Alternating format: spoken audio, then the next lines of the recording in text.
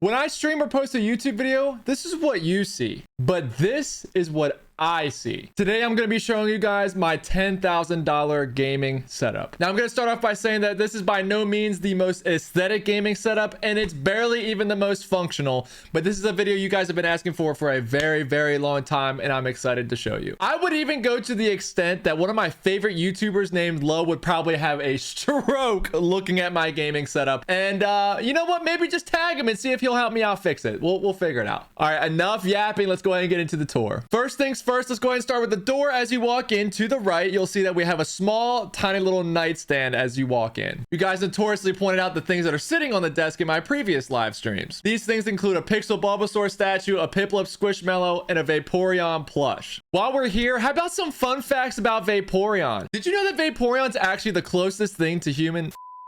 Next, we have a lot of the floodlights that give a lot of color to my background. You can also ignore the Pixel Charmander that's been sitting on the ground ready to be built. I don't know why it's sitting on the floor. Mind your own business. The floodlights give a lot of character and interaction opportunity as it kind of colors up the whole entire background, as well as my viewers have the opportunity to use channel points to change the color of the background. While we're in this corner of the room, I do have a big mirror. Now, I use this thing, but it's in the background of my setup, especially the streams, so everyone can constantly see what's on my screens through the reflection, so I usually cover it with a blanket for most occasions. Now, y'all might be thinking, now Mushy, why don't you just move the mirror to somewhere else in the room? Well, it's because I'm f***ing lazy.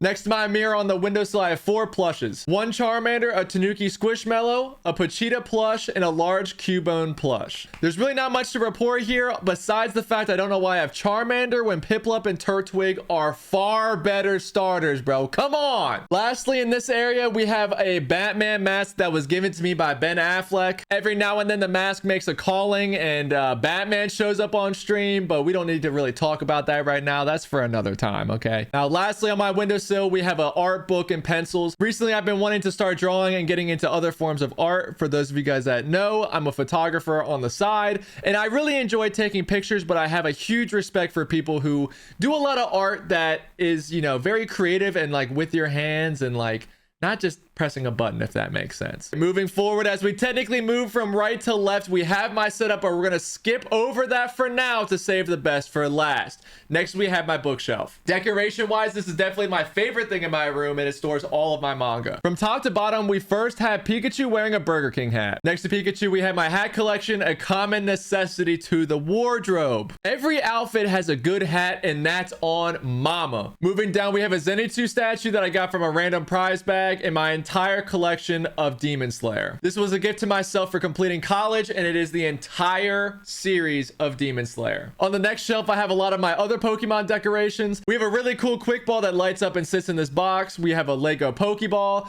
some more Pikachu plushes, and the Pokemon Adventure manga series that I've currently been reading. If I were to suggest any manga or TV show to you guys, it would absolutely be this book series. It is very, very good, even though it is very, very close to Pokemon Fire Red in the games moving forward. On the next shelf, we have Peak Fiction with Attack on Titan. We also have an Axolotl plushie and a fake plant that sits next to Peak. On the next shelf, we have miscellaneous Funko Pops that I've inherited over time, as well as all of my other manga that does not have a solo shelf in my collection. In this, we have Spider-Man. Yes, Spider-Man. Spider-Man manga is dope.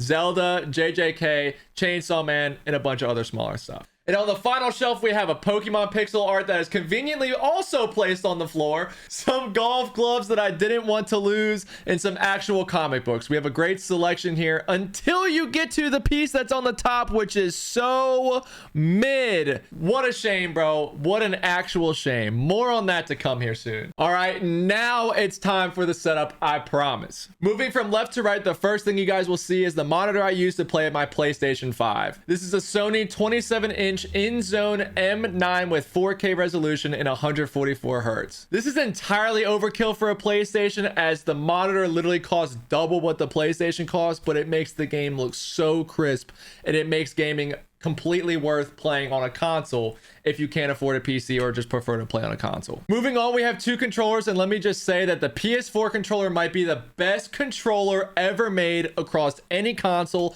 or any series of all time. I personally love a good PS4 controller, but let me know down in the comments what your favorite controller is of all time. It'll also let me know that you watched the video all the way through. Next, we have a Go XLR that mixes all of my audio inputs and outputs. This is a nice feature that makes streaming and gaming really easy and very fun. With this Go XLR, I have my Shure SF7B that is also used for my YAP sessions. Out of all the things in my setup, I would say that this microphone probably gets the most use just for how much I love talking to myself. To the right of the Go XLR is my Stream Deck, which is another essential to my personal setup, as its quick actions are so easy to install and are simply amazing. Now, I will say you'll notice a theme at some point here that a lot of this is overkill. Like, you do not need any of this material to be a streamer, to have fun with gaming, but it really does make it a lot easier for me and everything more accessible. Next, we have the Mewtwo High Ground keyboard, and this might be my favorite item in my entire setup. Not only is this a nice and decorative keyboard, but it also sets the tone for any gaming setup. I personally play on mouse and keyboard, and this is probably the best keyboard I've personally ever had, and I cannot suggest it enough to anyone who is currently looking for a keyboard. And I also want to add that this is also by no means sponsored. It's just my own personal preference. None of the stuff in my setup is sponsored, but I will put all of it on Amazon links and all that in the description. Again, even the Amazon links are not affiliated to me at all. But that is the biggest suggestion I would give you, is the high ground keyboard. Under the keyboard is a Gutsy 8 mouse pad. I have grown to think that big and expensive mouse pads can easily be heavily overrated. However, in any brand with the right design can add a bunch of aesthetic to your setup. As you guys can see by my setup, you know, I don't have the most aesthetic setup going here, but a lot of people do, and I feel like the mouse pad does add a good touch for those people who do. It's just personally not for me. That's just my opinion, and it also doesn't really help that much when playing games. Next, we have my mouse, which comes from Logitech. I'm not sure what the model is specifically, but I literally found this at my local Target, so I'm guessing that is an easily accessible purchase for literally anyone. I'm not going to go into too much depth with this mouse, but at the end of the day, again, it was 40 bucks. It's a mouse. You kind of get the point from there, but yeah. Next, we have my first gen Nintendo Switch and PlayStation. These are run to my PC through an Elgato, and it's mostly just to play games that I can't have on my PlayStation specifically. You got games like Spider-Man, Mario Kart, Super Smash Bros., all of the bare necessities, basically. Now, after all that yapping, let's get into the reason that you clicked on this video. Two big things that I would like to go over, okay?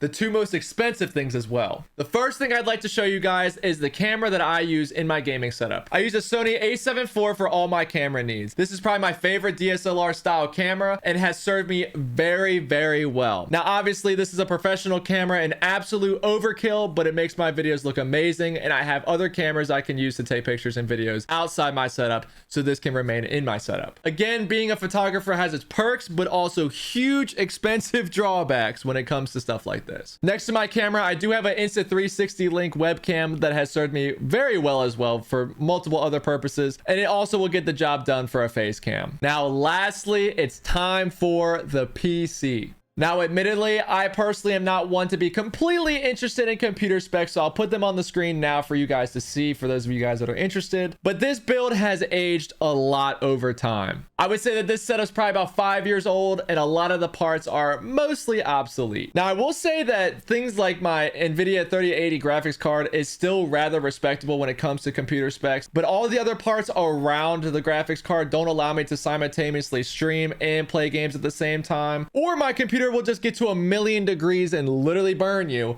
So it's just, I probably will need to upgrade this in the near future. Don't buy a build specifically around the computer that I have. It could work for you. I don't know what your uses for it would be, but that would be my suggestion. I do plan to get a second computer that can handle most of the gaming on it, while this computer could stay as a streaming PC, recording PC, whatever you want to call it.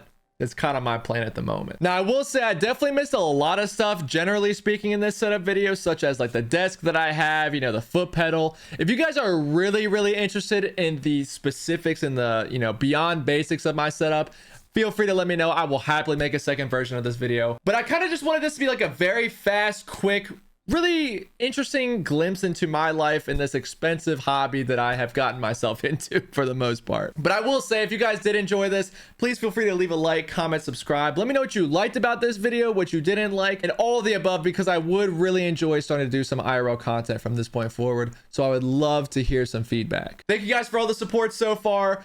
Peace, and I will see you guys on the next one.